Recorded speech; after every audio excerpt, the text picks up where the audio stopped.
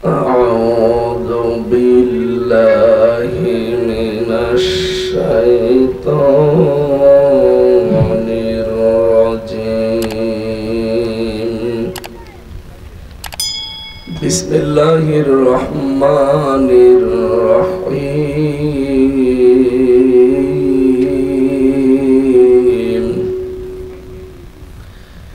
فمن الناس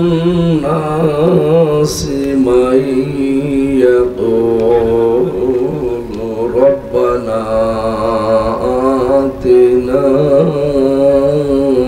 في الدنيا وما له في الآخرة من خلاق.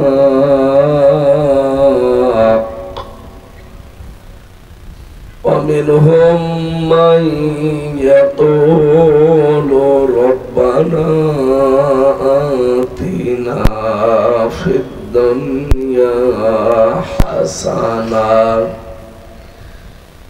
وفي الآخرة حسنة وقنا عذاب النار.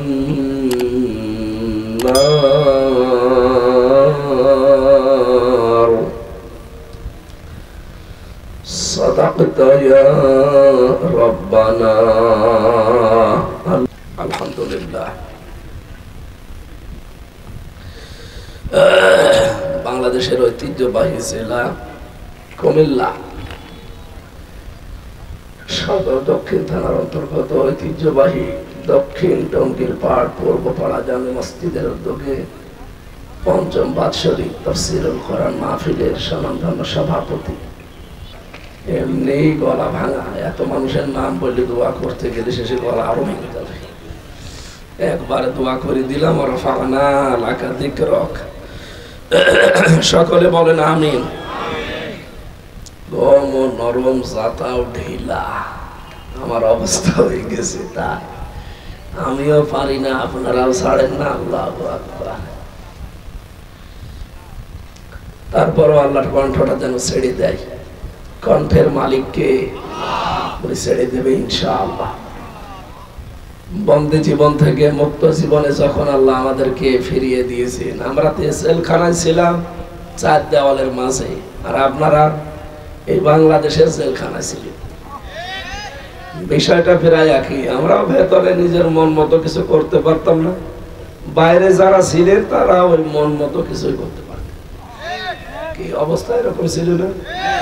ওরা বাংলাদেশটা তারা একটা জেলখানা বানিয়ে রেখেছিল। মঞ্চে বসা ওলামায়ে কেরাম, সামনে বসা মুসলমান ভাইরা, পর্দার আড়ালে সম্মানিত মা এবং বোনেরা, গল্প হয়েছে শেষ, কথা বলা যাবে না। এমনি আমি কথা বলতে পারছেন, দেখছেন না?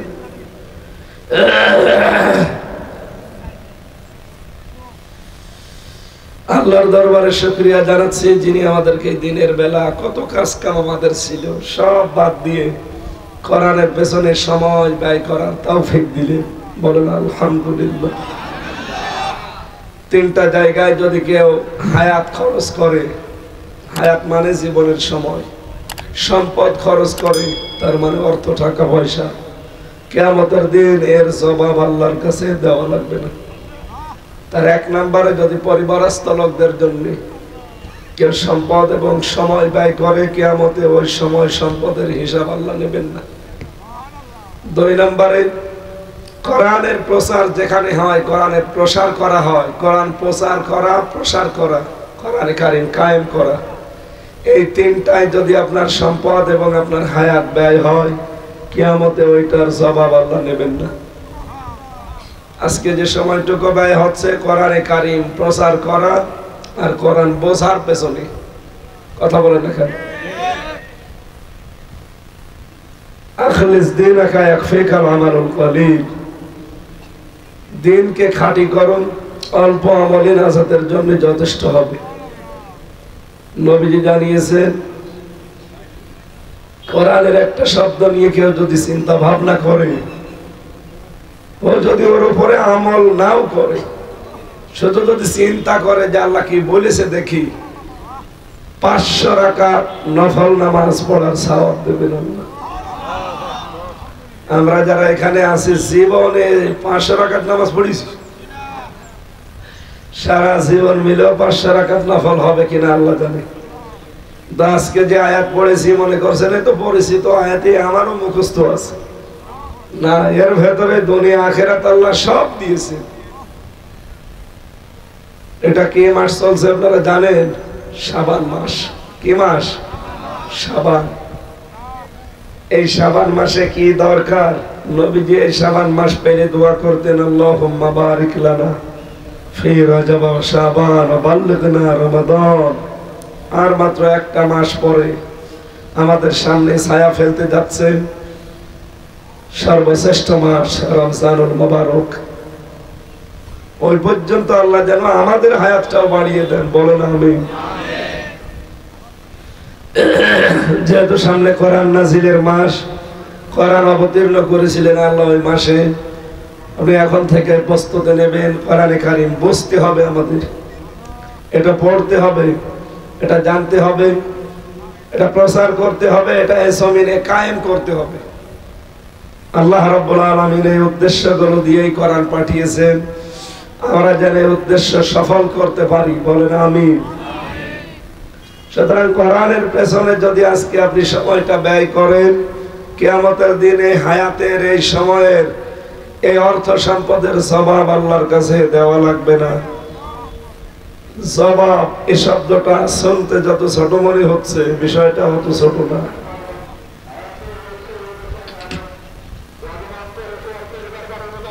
জবাব এই শব্দটা যে কত কঠিন, যে মানুষগুলো এটা বিশ্বাস করতে পেরেছে আল্লাহ রাব্বুল আলামিন তাদের জীবন পরিবর্তন করে দিয়েছেন। আর কিচ্ছু লাগে না, শুধু জবাব। খুব বড় কঠিন জিনিস। এই বাংলাদেশের যাদের জীবন এটা 100% প্রতিষ্ঠিত হয়ে গেছে যে আমাকে জবাব দেওয়া লাগবে। আপনি দেখেন তার বাড়ি ঘর পর্যন্ত, মন্ত্রী হওয়ার পরেও টিনের চাল। মাওলানা মতিউর রহমান নিজামী মন্ত্রী ছিলেন না, শুধু এমপি না, মন্ত্রী ছিলেন। তার 2টা মন্ত্রণালয়ের দায়িত্ব পালন করেছে। আমি কয়েকদিন আগেও গিয়েছিলাম তার বাড়ি। কি অবস্থা! একটা মন্ত্রীর বাড়ি, টিনের চাল দেওয়া আর মাটির দেওয়াল দেওয়া। বাংলাদেশে বিরল এটা। এরপরও আপনাদেরকে আর কি দেখানো লাগবে বলেন তো? এই 54 বছরে আমার মনে হয় যারা মারিং কাটিং করেছে, যারা মানুষ খুন, ধর্ষণ, যারা জেনা ব্যভিচার এবং মানুষের সম্পদ আত্মসাৎ করে এই 54 বছরে বহু কিছু বানিয়েছে, এদেরও বিচার করা দরকার। শুধুমাত্র এই 15 বছর নাই, 54 বছরে যারা যা করেছে তার বিচার করা দরকার।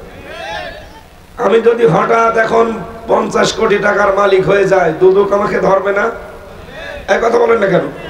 কেন? কারণ বলবে যে এটা জ্ঞাত আয়, বহির্ভূত সম্পদ। কোথায় পেলেন আপনি? বৈধ ইনকাম আছে আপনার, তাই বলবে। তাহলে এই 54 বছরে যারা হাজার হাজার কোটি টাকার মালিক হয়েছেন, সে যে দলের লোক হোক, আপনি কোথায় পেলেন টাকা? যেভাবেই হোক উপায় করেছিলেন। এই 54 বছরে যারাই মারিং কাটিং করেছে, মানুষ খুনের সাথে জড়িত, যারা জেনা বা বিচারের সাথে জড়িত, যারা মানুষের অর্থ সম্পদ আত্মসাতের সাথে জড়িত, প্রত্যেকের অন্তত বিচার করার সময় এখন। এতদিন হয়েছে কি জানি না, কিন্তু এখন করা লাগবে, নয়তো আগামীর বাংলাদেশ কন্ট্রোল করা যাবে না। কি কথা বলে না কেন? আগামীর বাংলাদেশ কন্ট্রোল করতে হলে এই বিচার ব্যবস্থা খুব কড়াকড়ি করা লাগবে, বিশেষ করে 54 বছর। সামনে প্রজন্ম যারা আসবে চিন্তা করবে, দরকার নেই। ও ছাতা মাটির ঘর আছে ওই ভালো, ও দোতলা করতে গিয়ে শেষে ধরা খাবো।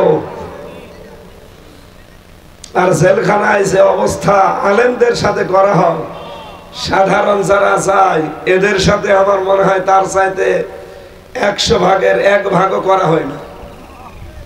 যারা বাইরে থেকে যায় এরা, আমি বহু গাঁজা খোর দেখেছি, বাইরে গাঁজা খাওয়ার কারণে পুলিশ ধরে নিয়েছে, জেলে দিয়েছে, ওর ভেতরে সে গাছ আর গাছ লাগিয়েছে। আমি যে বিল্ডিং এ থাকতাম, ওই বিল্ডিং এর 2 তলায় জেলার একদিন এসে চিল্লাচ্ছে, কি হয়েছে?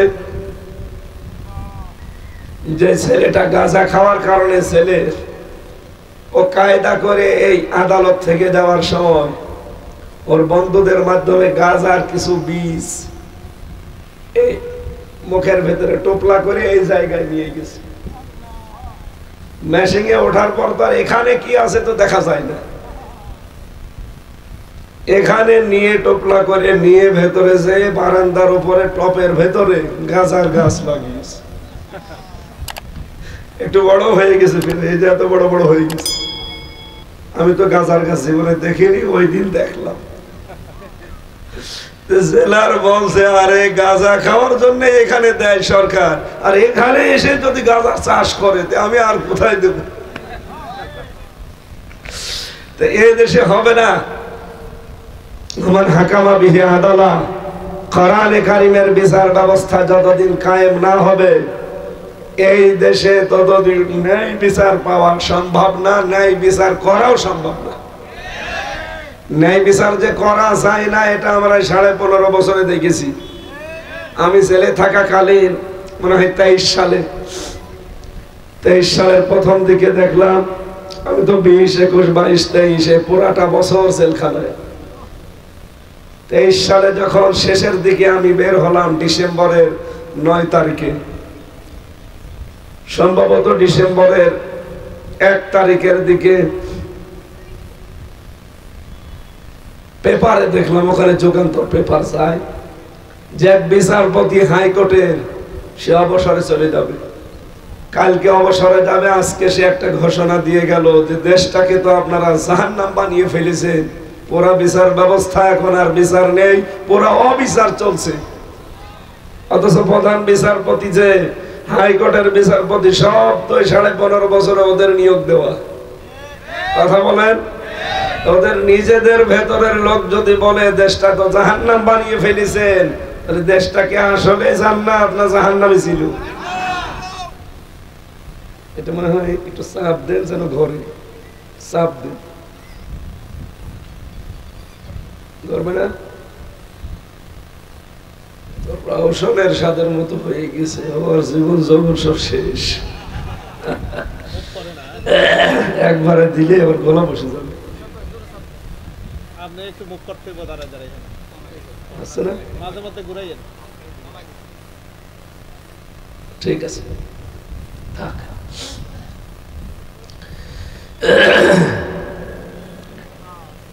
এখানে যারা যাচ্ছে জেলখানায় অবৈধ সম্পদের পাহাড় অর্জন করে, এই মানুষগুলো ভালো হওয়ার সম্ভাবনা নেই।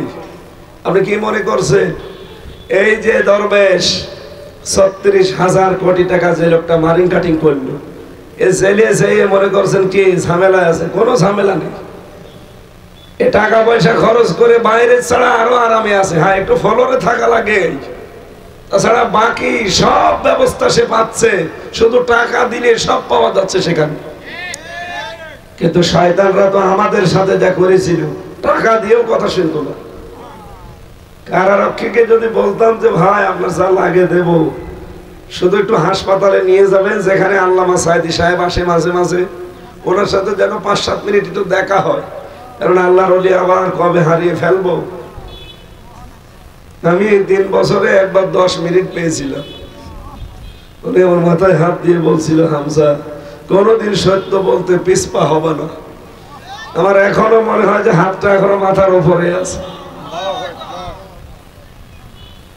আমরা টাকা পয়সা দিতে চাইলেও শয়তানরা শুনতে চাই না।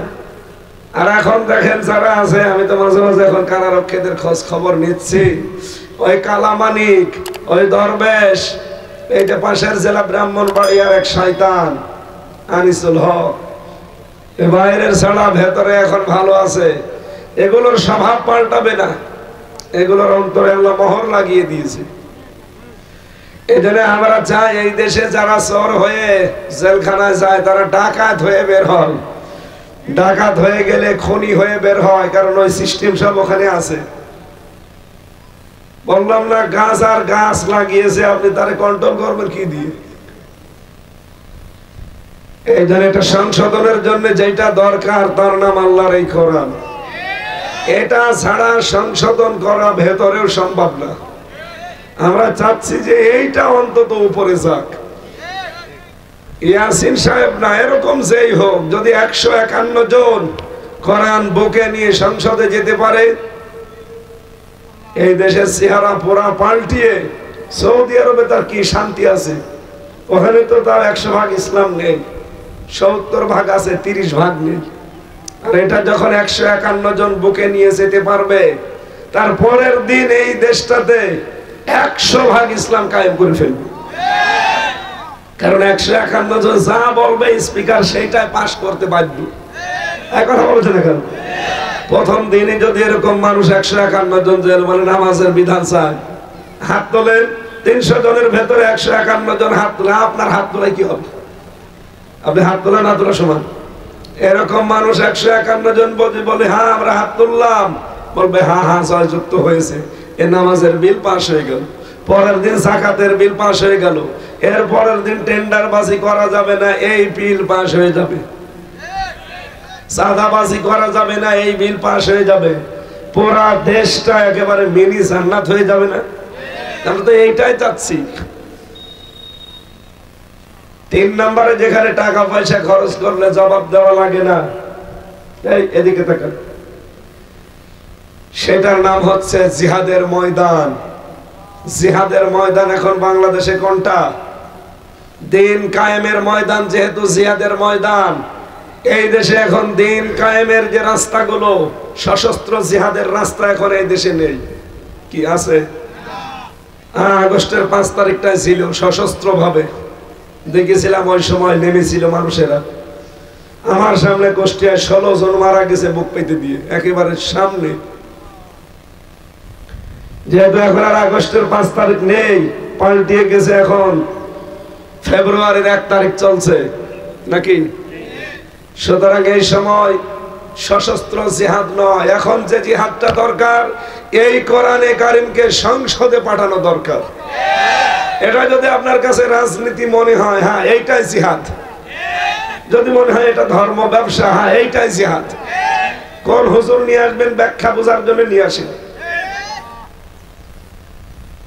এখানে এটা বোঝাতে গিয়ে হয়তো কথাগুলো চলে আসে, আপনি তখন উল্টা পাল্টা ধারণা করে। 3টা জায়গায় টাকা খরচ করলে টাকার হিসাব নেই, সময় ব্যয় করলে হায়াতের হিসাব নেই। একটা পরিবারের জন্য, একটা কোরআন প্রচারে, আর একটা জিহাদের ময়দানে। আল্লাহ রাব্বুল আলামিন এই 3টি জায়গায় আমাদের অর্থ, আমাদের জীবন ব্যয় করার তৌফিক দিন, বলেন আমিন। কাবা শরীফ যখন তাওয়াফ করছিলাম 16 সালে প্রথম, রুকনে ইয়ামিনী থেকে হজরে আসওয়াদ, এই জায়গাটায় দেখলাম এখানে হাজী সাহেব নেই। আপনি জিজ্ঞাসা করেন প্রত্যেকটা হাজী সব আমি যেটা পড়লাম আয়াত, এই দোয়াটা পড়ে, রব্বানা আতিনা ফিদ দুনিয়া হাসানা ওয়া ফিল আখিরাতি হাসানা ওয়া কিনা আযাবান নার। ওই সময় তো ছাত্র ছিলাম ভার্সিটির, কেবল শেষ হয়ে গেছে মাস্টার্স আমার 16 সালে, তখন আমি গিয়েছি। বুঝি না যে কি গো, সারা দুনিয়ার মানুষ এখানে 70-75 লাখ মানুষ একবারে কাবা প্রদক্ষিণ করছে, আর সবার মুখে এই আয়াত। মনে করলাম যে কোথায় বাংলাদেশ, 6000 কিলোমিটার দূরে আসলাম, আর এসে আবার এই আয়াত পড়া লাগবে। এই আয়াত তো সে ছোটবেলা থেকেই পড়ছে, ওই সময় বুঝি না। বাংলাদেশে আসার পরে আয়াতটা নিয়ে চিন্তা ভাবনা করলাম, গবেষণা করে দেখি ও আল্লাহ, দুনিয়া আখিরাত সব এই আয়াতের ভেতরে। আমরা যেটা কাবার চত্বরে চেয়েছি, বাংলাদেশ সহ বিশ্বের 210 কোটি মানুষ প্রতিদিন আমার মনে হয় কম বেশি এই আয়াতটা পড়ে, রব্বানা আতিনা ফিদ দুনিয়া হাসানা ওয়া ফিল আখিরাতি হাসানা ওয়া কিনা আযাবান নার। সবাই মিলে কাবা প্রদক্ষিণ করে আল্লাহকে বলে, রব্বুল আলামিন দুনিয়াতে হাসানা দাও। কি দাও? নাকি দুনিয়ায় হাসিনা দাও? সে এক লোক বগুড়াতে দোয়া করছিল, রব্বানা আতিনা ফিদ দুনিয়া হাসিনা, দুনিয়ায় হাসিনা দাও। আমার মনে হয় ওর দোয়ায় আল্লাহ আমাদেরকে হাসিনা দিয়ে দিয়েছিল। হাসিনা হাসানা শব্দের অর্থ একই। হাসিনা শব্দের শাব্দিক অর্থ হচ্ছে সুন্দরী, শেখ মানে বুড়ি, বাংলা অর্থ কি হয়? বুড়ি সুন্দরী বা বুড়ো সুন্দরী। সুন্দরী এই কারণে আমার মোদি দাদার চোখ পুড়িছে। কথা বলে না কেন? এই বুড়ো বয়সে সারা দুনিয়ার 257টা রাষ্ট্র এই পচা একটা ময়লার বস্তা কেউ নিতে রাজি না। মোদি দাদা কি পেয়েছে? মনে হচ্ছে একেবারে স্বামী স্ত্রীর সম্পর্ক। ওনারা এতদিন এইটাই বলতো, বাস্তবে যেন আবার ওটা কাজে লেগে না যায়। কারণ দাদা তো আর মুসলমান না। কে দাদার কি আঁকা কাটা আছে? সুতরাং দাদার কাছে এখন যদি কোনো ঝামেলা হয়ে যায়, শেষে তো মুখ দেখাতে পারবো না। হ্যাঁ, দাদা যদি বিয়েতে রাজি থাকে তাহলে মুসলমানই দেওয়া লাগবে, তাছাড়া জায়েজ নেই। এটাকে আমি বানিয়ে বলছি, ওই দরকার নেই। সব কোরআনের নির্দেশ আমরা শুনি। সূরা বাকারা 221 নম্বর আয়াত, আল্লাহ বলেন, যতক্ষণ কোন মুশরিক পুরুষ ঈমান না আনবে, মুসলমান না হবে, ততক্ষণ তার সাথে কোন মুমিনা নারীর বিয়ে দেওয়া জায়েজ নেই। এই আয়াত তো আমি বানালাম। বলেন বলেন, এই আয়াত অনুযায়ী তাহলে ওনার সাথে বিয়ে দেওয়া জায়েজ আছে? আপনারা যত এই 15 বছর বলতেন আমাদের স্বামী স্ত্রীর সম্পর্ক না, হবে না, ওনারে মুসলমানই দেওয়া লাগবে। আরে বুড়ো বয়সে আপনি হাসাম পাবেন কোথায়? ও পাকা মতো সওয়ালের যদি এখন মুসলমানই দিতে হয়, তাহলে হাসামও তো এরকম মুরব্বী হাসাম লাগবে। আর কেউ কি চোখ খুলে মুসলমানই দিতে পারবে? চোখ বন্ধ করে মুসলমানই দিতে হবে না? শেষে আগা কেটতে যে গোড়া কেটে ফেলবে। এজন্য দাদার দ্বারা এখন আর সম্ভব না, আর দাদার যে অবস্থা, সুতরাং ওনার সাথে আমাদের মেয়ের কোনোদিন বিয়ে হতে পারে। অন্তত নিরাপদে রাখবেন, যেদিন চাবো আমরা ফেরত দেবেন, আমরা পাঠিয়ে দেবো আল্লাহর কাছে। কারণ আল্লাহর মাল আল্লাহ নিয়ে গেছে। আমার ভাইরা, হাসানা শব্দের শাব্দিক অর্থ হচ্ছে কল্যাণ, শান্তি, স্বস্তি, নিরাপত্তা, নিরাপদ। একটা দুইটা না 33টার উপরে আমি শব্দের অর্থ পেয়েছি। রব্বুল আলামিনের কাছে আমরা সবাই বলি, রব্বুল আলামিন আমাদের দুনিয়ায় হাসানা দাও, অফিল আখিরাতি হাসানা, আখিরাতের হাসানা দিও, অকিনা আযাবান নার, আর জাহান্নাম থেকে তুমি আমাদেরকে বাঁচাও। এদিকে তাকান। এই আয়াতটার ভেতরে 3টা বিষয় আমরা আল্লাহকে বলেছি। 1 নম্বরে দুনিয়া, 2 নম্বরে আখিরাত, 3 নম্বরে আগুন। কয়টা? আরো জোরে। তাহলে দুনিয়ায় যদি আমরা হাসানা আল্লাহর কাছে চাই, দুনিয়ার হাসানা আসলে আমরা পেয়েছি কিনা? এই দোয়াটা সেই জন্মের পর থেকেই তো শুনছি। কি না এসেলাই নেই? সে ছোটবেলা থেকে আপনি এই দোয়াটা পড়ছেন। আসলে এই দোয়াটা এতদিন করার পরে কি কবুল হয়েছে আল্লাহর কাছে, এটা জানা দরকার না? আরো জোরে বলেন। সূরা ফাতিহা যারা পড়েন, এটা কিন্তু একটা দোয়া। সূরা ফাতিহা কি? সূরা ফাতিহার ভেতরে মানুষ যখন তেলাওয়াত করে, এর ভেতরে দেখবেন 29টা অক্ষর দিয়ে আল্লাহ সাজিয়ে দিয়েছেন, কিন্তু 7টা অক্ষর সূরা ফাতিহার ভেতরে নেই। কয়টা? আপনারা কথা বুঝতেছেন? সূরা ফাতিহার ভেতরে অক্ষর নেই কয়টা? আরো জোরে। কেন দেয়নি আল্লাহ 7টা অক্ষর? এটা আর খেলা করার জিনিস না, এর প্রতিটি শব্দ চিন্তা ভাবনা করার জন্য আল্লাহ দিয়েছে। আপনি ভালো করে ভাববেন আজকে, কেন আল্লাহ দিলেন না সূরা ফাতিহায় 7টা অক্ষর? যাদের মাথা বড় বড়, যারা চিন্তাশীল গবেষক, যারা তারা চিন্তা ভাবনা করে দেখেছে আল্লাহ কেন দেয়নি। আল মুনাব্বিহাত কিতাবের ব্যাখ্যায় আমি দেখেছি চট্টগ্রামের বাইতুশ শরফের যিনি পীর, তিনি এটা বাংলা করেছেন। হাফেজ ইবনে হাজার আসকালানী রাহমাতুল্লাহ আলাইহি উনি আরবিতে লিখেছেন। এবার আমি বাংলা যেটা পড়েছি ওইটা বলছি, ভালো করে মিলাবেন। প্রথম নম্বরে সূরা ফাতিহার ভেতরে আপনি সা অক্ষরটা পাবেন না। কোন অক্ষর? জবান আপনাদের কি শেষ হয়ে গেছে? আমার গলা ভেঙে গেছে। বলেন তো কি অক্ষর? সা দিয়ে যে শব্দ বানানো যায় দেখবেন, সা দিয়ে সাবর, সবর না, সোয়াদ বার সবর মানে ধৈর্য, আর সা বার সাবর মানে ধ্বংস। সাবর মানে কি? আল্লাহ রাব্বুল আলামিন বোঝাতে চেয়েছেন সূরা ফাতিহা যদি কেউ মোনাজাত করে, এই দোয়াটা পড়ে, এখানে 7টা আয়াত আল্লাহ দিয়েছেন। এই 7টা আয়াত যদি জীবনে সেট করতে পারে, তার জীবনে আল্লাহ কোনোদিন ধ্বংস আসবে না, তার জীবনটা আল্লাহ ধ্বংস করে দেবে না। দ্বিতীয় নম্বরে আপনি পাবেন এর ভেতরে জিম নেই। কোনটা? জিম দিয়ে পড়া কোরআনে যত শব্দ দেখবেন, অন্যতম শব্দ হচ্ছে জিম দিয়ে জাহান্নাম। জিম দিয়ে কি?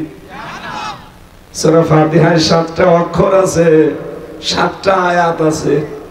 এই 7 আয়াতের উপরে আমল যদি বান্দা করতে পারে, 7টা জাহান্নাম আল্লাহ হারাম করে দেবে। 3 নম্বরে আমি পেয়েছি এর ভেতরে খ দিয়ে খব্বারিন। আপনি এর বাংলা অর্থ দেখবেন, খব্বারি মানে ভব ঘুরে, যার কোনো কাজ কাম নেই, কোনো উদ্দেশ্য নেই। রব্বুল আলামিন বলেন সূরা ফাতিহা যদি কেউ পড়ে আমল করতে পারে, তার জীবনটা আমি একটা উদ্দেশ্য সামনে দাঁড় করিয়ে দেব। সে ভব ঘুরের মতো, লম্পটের মতো ঘুরে বেড়াবে না। 4 নম্বরে বেশি এর ভেতরে শিন নেই, 3 নুক্তাওয়ালা শিন। শিন দিয়ে শব্দ বানানো যায় শাকাওয়াত। শাকাওয়াত শব্দের বাংলা অর্থ হচ্ছে দুর্ভাগা। কি বললাম? সূরা ফাতিহার 7টা আয়াত যদি জীবনে পড়ে আমল করে যেতে পারেন, কোনদিন আপনার এই ভাগ্যকে আল্লাহ দুর্ভাগা বানিয়ে দেবে না। সুবহানাল্লাহ বাড়ি যেয়ে বলবেন। আজ আমাদের ভাগ্যই ভালো না। এই 54 বছরে আমাদের ভাগ্য ভালো হয়েছে? বলেন। সূরা ফাতিহার কাছে ফিরে আসেন, এই 7টা আয়াতের উপরে আমল আরম্ভ করেন। কোরআনে কারিমে আমার আল্লাহ আপনাকে দুর্ভাগা বানাবে না, সৌভাগ্যশালী বানিয়ে দেবে। তাহা মান জারনা আলাইকাল কুরআন লিতাশকা। হে নবী, কোরআন আমি আপনাকে এই জন্য দেইনি আপনি দুর্ভাগা হয়ে যাবেন, এই জন্য দিয়েছি যে আপনার ভাগ্য খুলে যাবে। এরপরে যে অক্ষর বেশি তার নাম ঝা। কি বললাম? ঝা দিয়ে আপনি দেখবেন কোরআনে আল্লাহ দিয়েছেন যাক্কুম, জাহান্নামের একটা খাবারের নাম। কোন মানুষ যদি সূরা ফাতিহা পড়ে আমল করতে পারে, রব্বুল আলামিন তাকে এই জাহান্নামে দেবে না, তার মানে যাক্কুম গাছের ফল খাওয়া লাগবে না। এরপরে বেশি জানা ফা। কি বললাম? ফা দিয়ে ফিরাউন। ফা দিয়ে এর বাংলা অর্থ বিচ্ছেদ। আজ আমরা অনেকেই নিজের স্ত্রী থেকে, সন্তানাদি থেকে, মা বাবা থেকে, দেশের মানুষ থেকে অনেকেই বিচ্ছেদ, বিচ্ছিন্ন। কথা বলে না কেন? কথা বোঝেন? কত কিছু করেছিল 41 সাল পর্যন্ত টার্গেট নিয়ে, কিন্তু আজ বিচ্ছিন্ন হয়ে পড়ে আছে। সূরা ফাতিহার আমল আমাদের জীবনে নেই। আমরাও যদি ওনার মতো সূরা ফাতিহা না মানি, আল্লাহ প্রথমেই দিয়েছিলেন আলহামদুলিল্লাহি রাব্বিল আলামিন, সব প্রশংসা হবে কার? আর আমরা কি করি? সব প্রশংসা বাবার। টয়লেটে পর্যন্ত লিখে দেয় বঙ্গবন্ধু টয়লেট। কেন? সব জায়গায় বাবার নাম লাগবে কোন কারণে?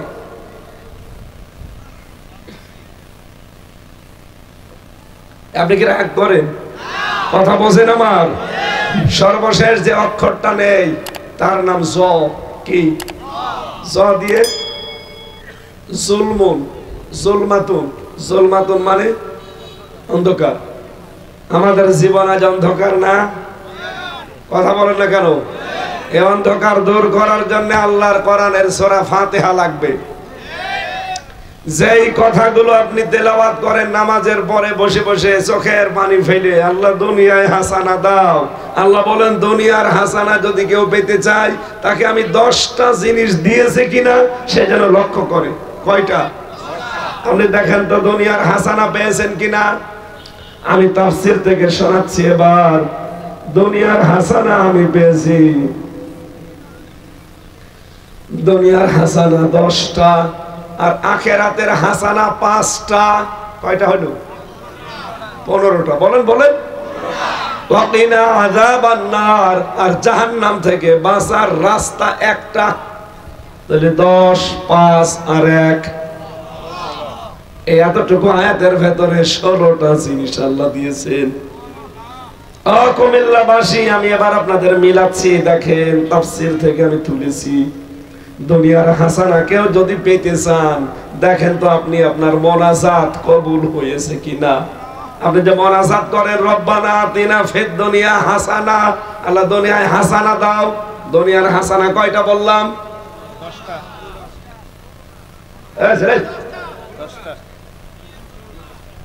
16টা মানে দুনিয়ার হাসানা 16টা। কোন পাগলে বলেছে আপনাকে? 10টা বললাম কেবল। আখিরাতের আরো জোরে। আর জাহান্নাম থেকে যদি বাঁচতে চান কয়টা রাস্তা লাগবে? সব মিলে মুখস্থ করে বাড়ি যাবেন। 16 বছর পরে যদি এখানে আসি 16টা যেন আপনার কাছে আমি শুনতে পারি। এটা ক্লাস চলছে, ক্লাসের মতো জবাব দেবেন। 1 নম্বরে আমি কি বানিয়ে বলছি? সব আমি তাফসীর থেকে নোট করাবো। ইয়ার কি মারা জিনিসটা কি? দুনিয়ার হাসানায় 1 নম্বরে কোরআন পাওয়া। কি পাওয়া? প্রশ্ন আসতে পারে আমি তো কোরআন পেয়েছি, এই যে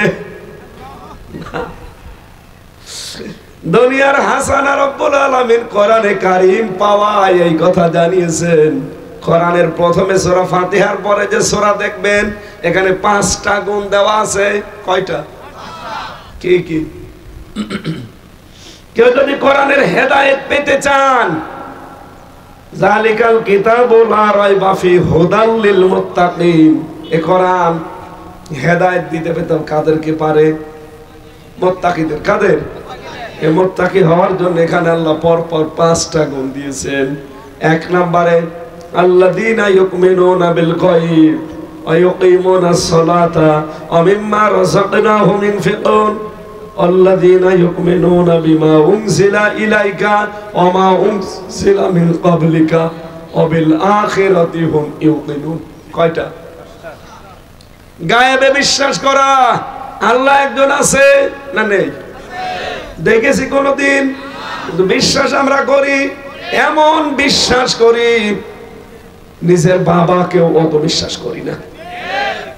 জন্মের পরে মা আমারে দেখিয়ে দিয়েছে যে এটা তোর বাবা, বসে তো। জীবনে কোনদিন প্রশ্ন করেছি যে না এ বাবা আমি মানি না? কোনদিন বলেছি? আপনি কি সঠিক জানেন এইটাই আপনার বাবা? এমনকি আপনার নানা নানিও জানে না। কি কথা বলছেন? আপনার বাবা আছে কে এই পৃথিবীতে শুধুমাত্র জানে কে? মা ছাড়া কে? এদিকে আসো, আসো এদিকে আসো। এই যে এটা হুজুর, আসো। ওরে এখনো মুসলমানি দেওয়া হয়নি। ওরে যদি বলে যে কি জিনিসপত্র দেখা, খুলবে? কারণ ওর এতটুকু সেন্স আছে যে সবার পরনে কাপড়, আর আমি না, আমার জিনিস ছোট। তাই কি কি বুঝলেন এখান থেকে? এখানে নামাজ প্রতিষ্ঠিত থাকলে আপনি বেনামাজি একজন ঝাড়ুদারও পাবেন না। ঝাড়ুদারকে নিতে হলে সেও দেখা লাগবে যে নামাজ পড়ে কিনা, আরো বাধ্য হবে নামাজ পড়তে। অনেকের মনে মনে চিন্তা এসে গেছে। কালকেও একটা ভিডিও দেখছিলাম, একজন সাংবাদিক জিজ্ঞাসা করছে, আপনি কি দেশে ইসলাম চান? ইসলাম চাই, কিন্তু ভয়। ইসলাম যদি দেশে চলে আসে, আমি সিনেমা করি, নাটক করি, তাহলে আমার এই টাকাগুলো আমি কোথায় পাবো?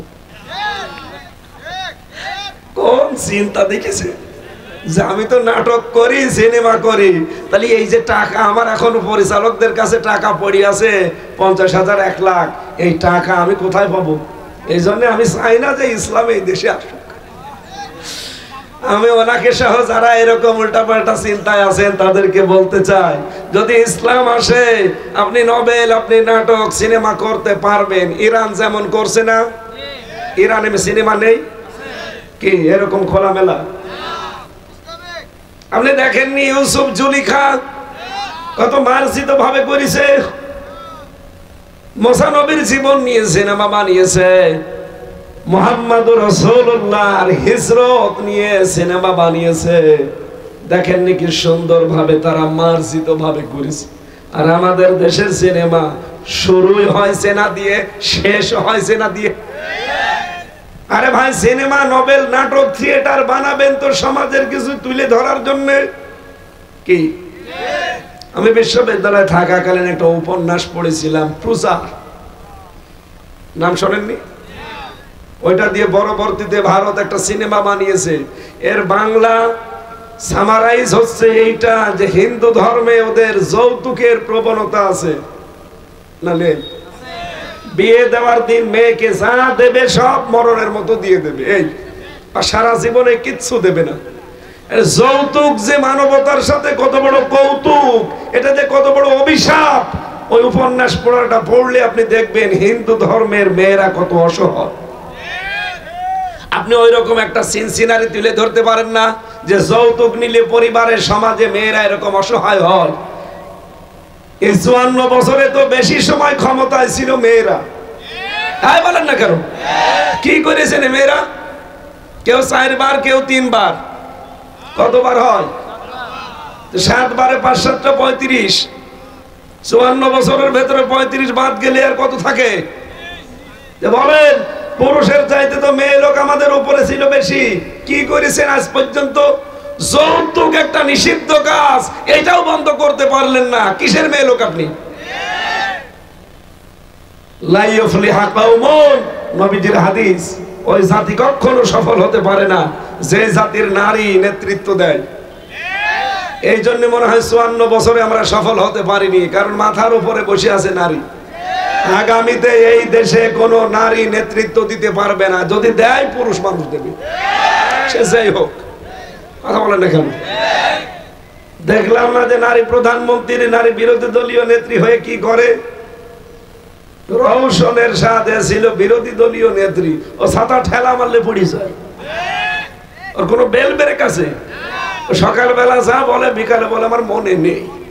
আর ওনার স্বামীও আল্লাহর ওলি, সকালে বলে আমি বলেছি, বিকালে বলে বলিনি।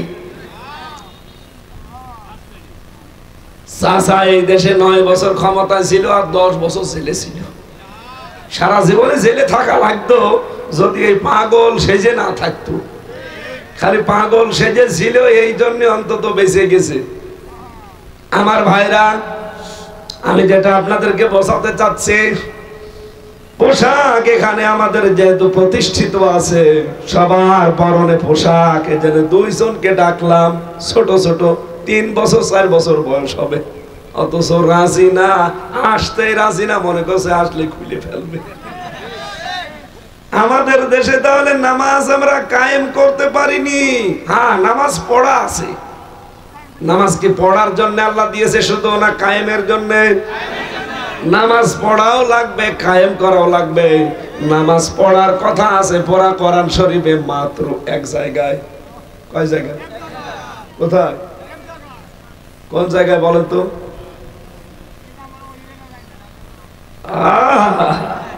দাড়ি পেকে সাদা হয়ে গেছে আর নামাজ কোন জায়গায় নামাজ পড়ার কথা আছে তাও জানেন না। ফাসাল্লি রাব্বিকা ওয়ানহার, জানেন না? এই পড়া কোরআনে 1 জায়গায় আছে যে নামাজ পড়ো, আর পড়া কোরআনে 82 জায়গায় আছে নামাজ কায়েম করো। তাহলে কোরআন যে হেদায়েত মানুষকে দেবে, তার দ্বিতীয় নম্বরে গুণ থাকা লাগবে। নামাজ পড়বে না নামাজ কায়েম করবে? আল্লাযীনা ইউমিনুনা বিল গায়বি ওয়া ইউকিমুনাস সালাতা। আল্লাহ এখানে কিন্তু ফাসলি দেয়নি যে নামাজ পড়, না, নামাজ কায়েম করা লাগবে। তাহলে নামাজ আমরা ৫৪ বছরে দেশে কায়েম করতে পেরেছি? এইটাই তো চাচ্ছি আমরা। খালি রব্বানা আতিনা ফিদ দুনিয়া হাসানা না, এই হাসানা আমি দেখতে চাই। দুনিয়ায় আমি হাসানা পেয়েছি, তার প্রথম প্রমাণ কোরআন পাওয়া। কোরআন পেতে হলে যে 5টা কাজ করা লাগে, ওগুলোর একটাও আমরা পাচ্ছি না। তার মানে কোরআন আমরা আজও পাই। 2 নম্বরে পরিশ্রম করতে পারা, এটা দুনিয়ার হাসানা। আজ আমাদের পরিশ্রম নেই। একটা দেশকে উন্নত করতে হলে 3টা জিনিস সামনে রাখা লাগে। কয়টা? আরো জোরে বলেন। দেশের যারা জনসংখ্যা আছে তাদের জনসম্পদে পরিণত করা লাগে, যে প্রত্যেকেই কাজ করে খাবে। আপনি বাইরের দেশগুলোতে যান, প্রধানমন্ত্রী তাতে কি তাও নিজের কাজ নিজে করবে, আর আমরা একটা মেম্বার হলো তার 3জন চাকর লাগে। কেন? কাজ করে খাওয়া যায় না? প্রত্যেকেই তার নিজের কাজ করে খাওয়া লাগবে। পরিশ্রম যদি করতে পারেন, লাকাদ খালাকনাল ইনসানা ফি কাবাদ, মানুষকে আমি অবশ্যই বানিয়েছি শ্রম দেওয়ার জন্য। কিসের জন্য? তাহলে শ্রম যদি দিতে পারেন, পরিশ্রম করতে পারেন, মনে করবেন হ্যাঁ আমি দুনিয়ার হাসানা পেয়েছি। আমি কি কথা বোঝাতে পারছি? কারণ যারা কাজ করে খায় এরা আর সাধারণ মানুষ থাকে না, এরা কি হয়ে যায়? আল কাসিবু হাবিবুল্লাহ। যারা কাজ করে এরা কার বন্ধু? আরো জোরে বলেন। আপনি খেয়াল করেছেন হাসিনার বন্ধু না, আপনি সরাসরি বন্ধু কার? বাংলাদেশে 100 জনের প্রায় 78 জন মানুষ কৃষক। কৃষক মানে শুধু ধান না, মাছ চাষ করে তারাও কৃষক। এই কথা বলছেন কেন? এই যে ফসল যারা চায় ফসলই হোক ফলায়, প্রত্যেকেই কৃষক। এই দেশে আমরা যারা পরিশ্রম করে খাই, ছোট ভাববেন না। রাস্তা ঝাড়ু দেওয়া ছোট কাজ না, অনেক বড় কাজ। আমি চুরি না করলেই হলো, মানুষের সম্পদ ডাকাতি না করলেই হলো। ডাকাত এখন এই দেশে এখন নেই। প্রতিদিন সারা বাংলাদেশে কমপক্ষে 100 থেকে 120 জায়গায় প্রতিদিন ডাকাতি হচ্ছে। আমরা কাজ করে খেতে রাজি না। দুনিয়ার হাসান হাসান নামাজ পড়তে দেন, নামাজের পরে হাত তুলে রব্বানা আতিনা ফিদ দুনিয়া হাসানা। আরে দুনিয়ার হাসানাই তো কাজ করা, কাজ করা লাগবে। 3 নম্বরে ঐক্যবদ্ধ হওয়া। 4 নম্বরে হালাল রুজি কামাই করা। 5 নম্বরে ভালো বউ পাওয়া। বলে আমি তো ভালো বউ পেয়েছি, শুধু সিরিয়াল দেখে। এর প্রতিটি আয়াতের পেছনে আল্লাহ দলিল দিয়েছেন, আমরা লম্বা করতে পারছি না। এরপরে বেশি আমল করতে পারার নাম, মানে কাজ, নেক আমল মানুষের কল্যাণে। এরপরে বেশি কোরআনের জ্ঞান অর্জন করতে পারার নাম। এরপরে বেশি সবাই মিলে আল্লাহর কোরআনের রাজ এই পৃথিবীতে কায়েম করার চেষ্টা করার নাম দুনিয়ার হাসানা। আমরা এটা পারছি না। আজ অনেক আলেম এটা বুঝেছে, এই জন্যে তো এখন সব কিছু এই আকীদার প্রশ্ন এখন বাদ হয়ে গেছে। টুপির মাথায় দেওয়ার প্রশ্ন বাদ। ডক্টর আফাম খালিদ সাহেব এখন উঠে পড়ে লিখেছে যে এই দেশে এখন আলেমদের ঐক্য দরকার, কারণ এটা দুনিয়ার হাসানা। আখিরাতের হাসানা পেয়েছি আমি 5টি।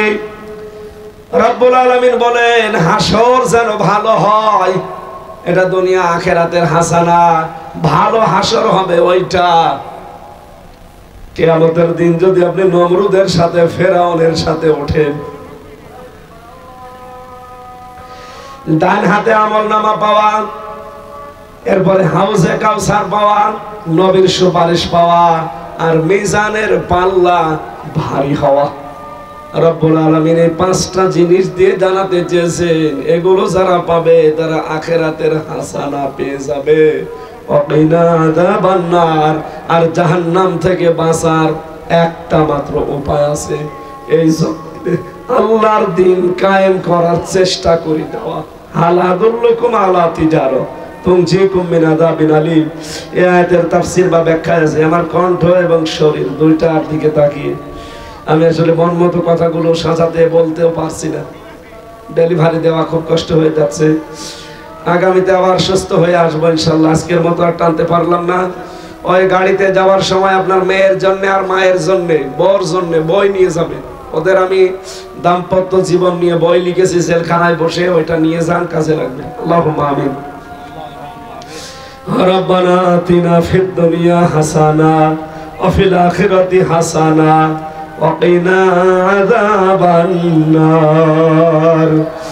আল্লাহ তাআলা দুনিয়ার হাসানা দাও, আখিরাতের হাসানা দিও, আর জাহান্নাম থেকে আমাদেরকে তুমি বাঁচাও। এ বিষয়ের উপরে 16টা বিষয় তুমি জানিয়েছো, আমরা কম বেশি পয়েন্টগুলো শুনেছি। আমল করার তৌফিক এখন দান করো। এ মাহফিলটা কত সুন্দর করে সাজিয়েছে তোমার যে বান্দা বান্দিরা, এত সুন্দর করে সাজালো, আল্লাহ তাদের কবুল করে নাও। এই মসজিদটায় যারা সেজদা দেয় এদের সেজদা মঞ্জুর করো। আগামীতে এই অনুষ্ঠানটা